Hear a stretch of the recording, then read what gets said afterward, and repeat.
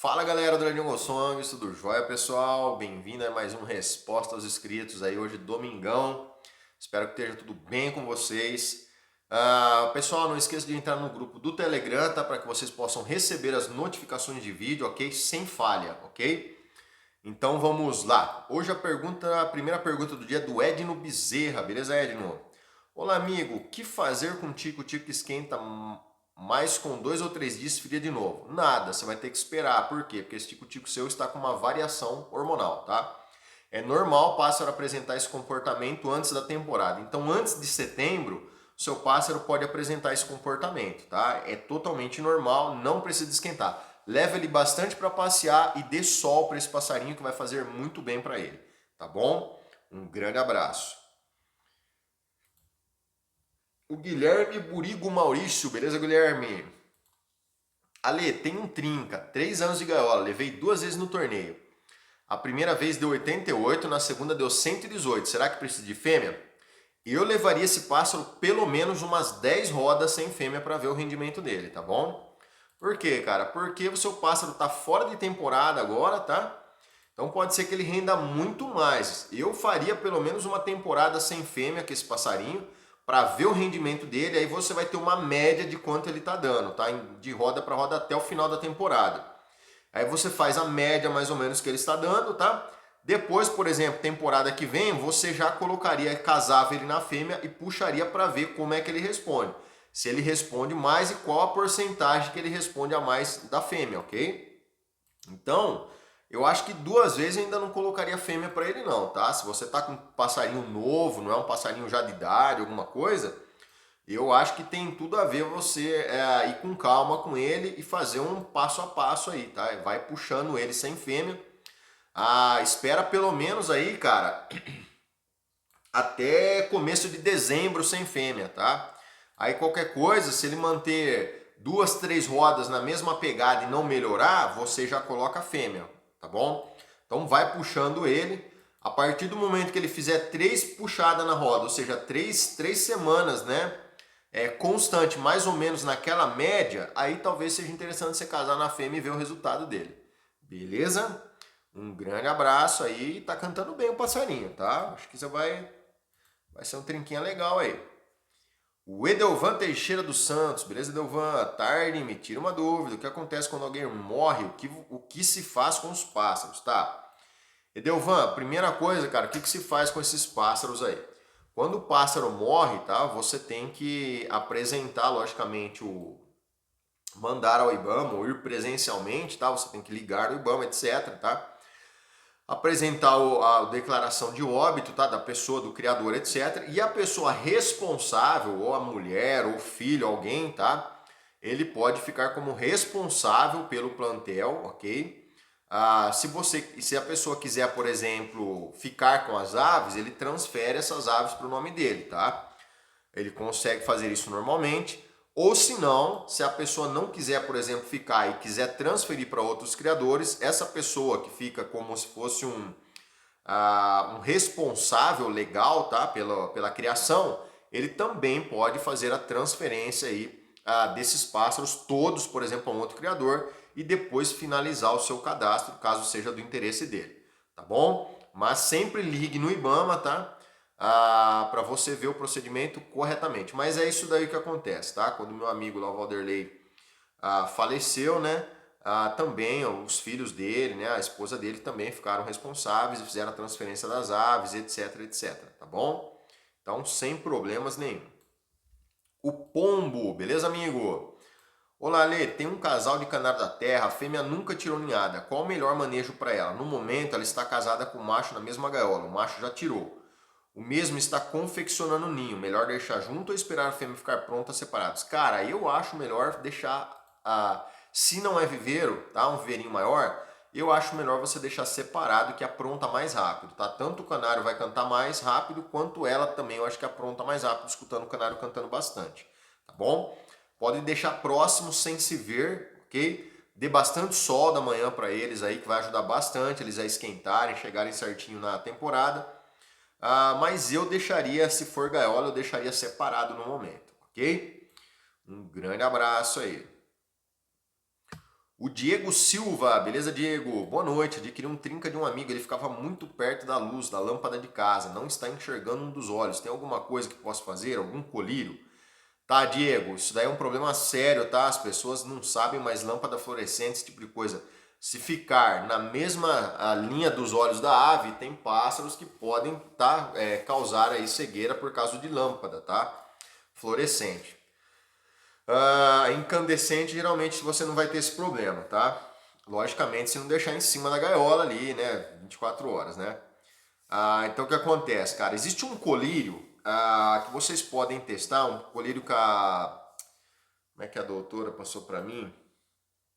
A doutora Rufina, tá? Uma médica veterinária, ela passou pra gente aqui numa live que ela comentou comigo. Eu comprei para oferecer para uma fêmea minha que tinha catarata nos dois olhos. Para minha fêmea eu não vi resultado, mas por quê? Né? Talvez seja porque seja uma catarata de mais de 2 anos, né? Então ela já estava bem dizer cega. Mas eu acho que interessante, por exemplo, nesse caso, pode ser que dá uma ajuda sim, tá? Só preciso de lembrar o nome do colírio. Deixa eu ver aqui. Colírio, pera aí que eu já vou ver aqui o nome dele. Eu até tenho ele aqui, mas agora se eu sair daqui vai complicar. Tá aí atrás. Colírio, deixa eu ver aqui.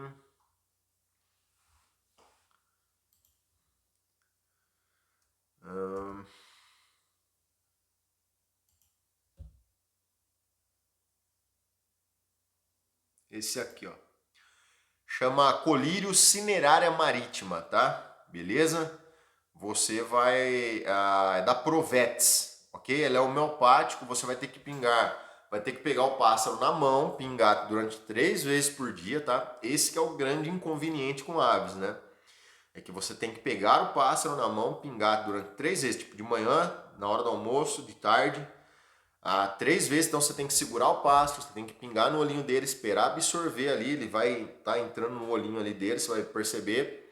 Aí você solta, vai fazer isso 3 vezes por dia, cara, indeterminado, até ver que melhora, entendeu? Esse é o grande problema, é você ficar pegando o passarinho toda hora na mão, né? É o estresse, vai depender do pássaro que você tem, você não vai ter tanto estresse. Agora, se for um pássaro muito estressado, um pássaro às vezes que você tem esse problema, sei lá, cara, eu não sei se compensa o risco, tá? De você fazer o passarinho correr, ou tá? Se o passarinho tiver obeso, nem pense em fazer isso, que ele pode infartar na sua mão. Então você vai ter que pesar o custo-benefício se compensa no caso, porque é um tratamento que infelizmente, como não é oral, você vai ter que pegar a ave na mão 3 vezes por dia durante tempo indeterminado, ok? Um grande abraço aí. O Thiago Rambo, beleza, Thiago? Boa noite. Qual a lógica dos pássaros gostarem de barulho da panela de pressão? Curiosidade de passarinheiro, obrigado. Thiago, na verdade é a mesma lógica deles gostarem de qualquer barulho, cara, tá? Passarinho gosta de barulho. Se você colocar panela de pressão, máquina de lavar roupa, cara, no sítio você coloca aquelas máquinas de moecana, eles começam a cantar também, tá? Cachoeira, entre outras. Passarinho eles gostam de barulhos assim, de ruídos constantes, vamos dizer, tá? Então a panela de pressão ela estimula realmente os pássaros aí a cantarem, beleza? Da mesma forma que uma cachoeira, um riacho, etc. Fechou? Um grande abraço aí. O Ricardo Luiz, beleza, Ricardo? Ele tá perguntando se posso colocar cártamo todos os dias para o meu trinca? Ele só quer comer sementes. O que tem que fazer para ele comer ração estruzada? Não, cara, cártamo todos os dias você vai engordar esse pássaro, tá? E provavelmente você vai ter problemas com ele. Para fazer ele comer ração estruzada, você comece sempre oferecendo rações coloridas, tá? Alcon curió, ou então como é que fala? Alcon trinca-ferro ou a saporito mamão, entendeu? Vá sempre de rações que tenham coloração para atrair a curiosidade do seu pássaro. A partir do momento que ele já estiver comendo essas rações, aí você começa a colocar estruzados, por exemplo, sem coloração, ok? Eu começaria sempre a dar Alcon curió. Eu acho que é uma das rações aí que entra melhor na alimentação para trinca-ferro ou para outras aves, tá? Porque ela tem aquela cor, etc. É muito atrativo, eles acabam sempre pegando, mesmo que seja um pouquinho no começo, mas eles começam a pegar. E em relação ao cártamo, você não pode dar todos os dias, tá? De forma nenhuma, beleza? Dê aí alpiste para esse passarinho, dê para ele também larvas de tenebro, ok? E você pode colocar aí, como é que eu posso dizer, cara, um pouco de quirela de milho, mas não dê direto também, senão pode engordar o seu passarinho. E vá colocando no estruzado devagarzinho, ok? Ele vai entrando no estruzado, mas comece com o estruzado do Amalcon Curió, cara, que eu acho que você tá tranquilo, se eles vão pegar tranquilamente aí, tá? Pode deixar ele comendo Alcon Curió até você conseguir fazer a transição dele para uma outra ração, que você não vai ter problema nenhum com isso daí, ok? Um grande abraço aí. O Elton Silva, beleza, Elton? As aves vermifugadas ficam estéreis?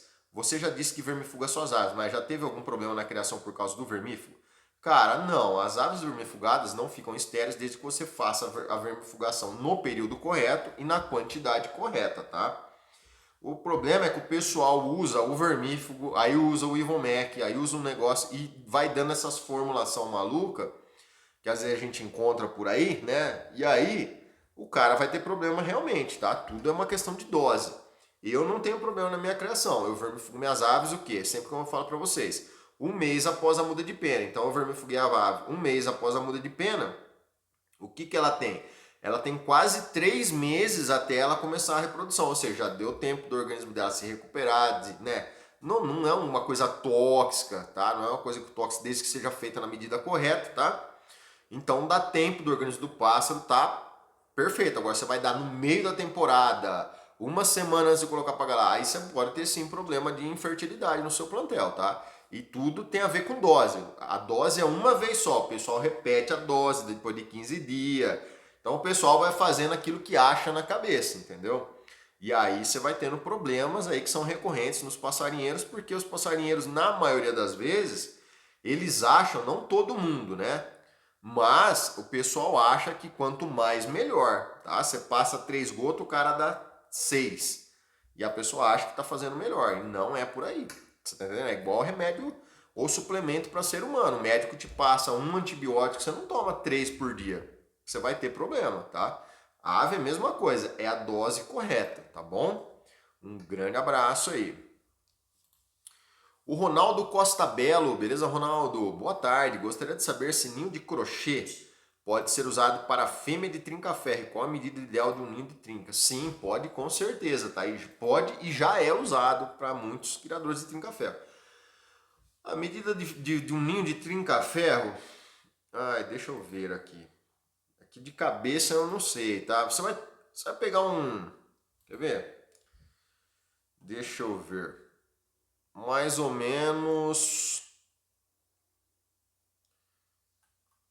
Olha, de profundidade, eu acho interessante, às vezes, por exemplo, ninho de crochê, você pode ter um ninho aí com mais ou menos uns 8, 9 centímetros mais ou menos de profundidade, ok?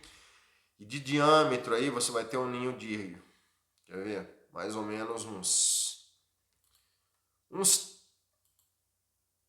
13 a 14 centímetros. É que eu não estou sem o ninho aqui agora, pessoal. Deixa eu só ver aqui.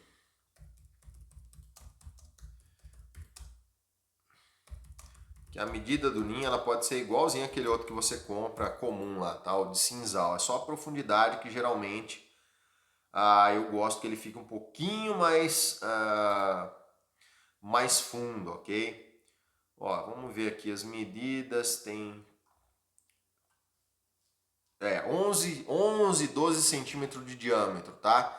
E mais ou menos uns 7 centímetros aí de profundidade. É o ideal que você vai ter aí para você ter um ninho tranquilo, tá? Não muito fundo e também não muito raso, ok? Então, ó, 11 centímetros e meio, de 11 a 12, tá? E de mais ou menos uns 7 centímetros aí, ok? De profundidade, você pode trabalhar com ninho de crochê, que vai dar muito bem aí, ok? Vamos lá.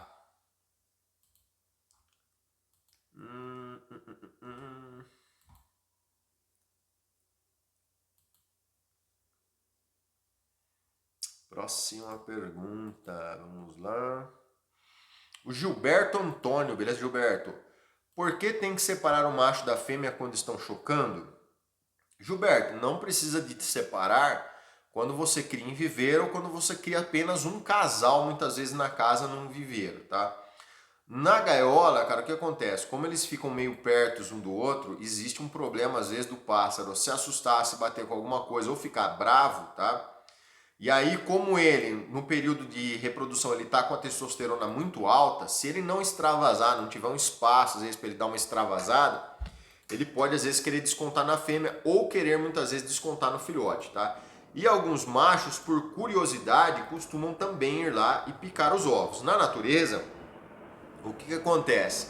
Esses machos, eles ficam ocupados com outras atividades, ou seja, defendendo o território, tá? De outros machos, de predadores, tá? Trazendo comida às vezes para a fêmea. Então ele se ocupa e não fica ali perto. No ambiente doméstico, o pássaro tem comida à vontade, tem água à vontade, então ele não tem muita ocupação. E aí pode desenvolver esse tipo de comportamento nele, tá bom? Por isso que no viveiro ou quando você tem só um casal na casa, não tem outros, às vezes até dá para você deixar junto, mas na maioria das vezes a gente procura prevenir já devido a esse comportamento, porque o macho ele não precisa de ficar se desgastando, né? Com comportamento de defesa, territorial, etc. E aí ele fica mais ali curioso, fica querendo achar o que fazer. Sabe aquela pessoa que às vezes ela não tem o que fazer, ela fica querendo. É igual criança, assim, que ela não tem o que fazer, ela tá com aquela energia toda e começa a fazer arte? É a mesma coisa o passarinho, tá? Ele tá com aquela energia reprodutiva ali, não tem muito o que fazer, ele começa a aprontar, tá? Então é mais ou menos essa lógica aí, fechou? Um grande abraço. O Júlio Madeira, beleza, Júlio? A última pergunta de hoje é sua. Boa noite, Ale. Um amigo fez uma pergunta sobre o tamanho ideal para criar pinta-silva. E você respondeu, e eu achei a pergunta muito interessante. A minha pergunta é, para trinca-ferro, qual o tamanho ideal para trinca-ferro? Cara, se for reprodução, eu acho ideal aí para um trinca-ferro uma gaiola de pelo menos, cara, uns 80 centímetros de tamanho, tá? Uns 50 de altura e uns 40 de largura, tá? A partir daí, maior, melhor, tá? E para voador, de trinca-ferro, assim, para trinca-galador, etc. Cara, melhor pelo menos aí uns 80 centímetros também, tá? Uns 60 aí, 50, 60 de altura também.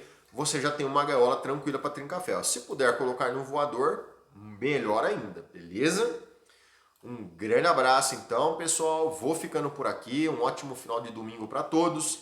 Fiquem com Deus. Não esqueça de curtir, compartilhar e também de se inscrever no canal. E para quem é inscrito, experimente clicar na notificação para desabilitar e depois habilite novamente, que segundo um inscrito do canal, ele falou que voltou a receber essas notificações.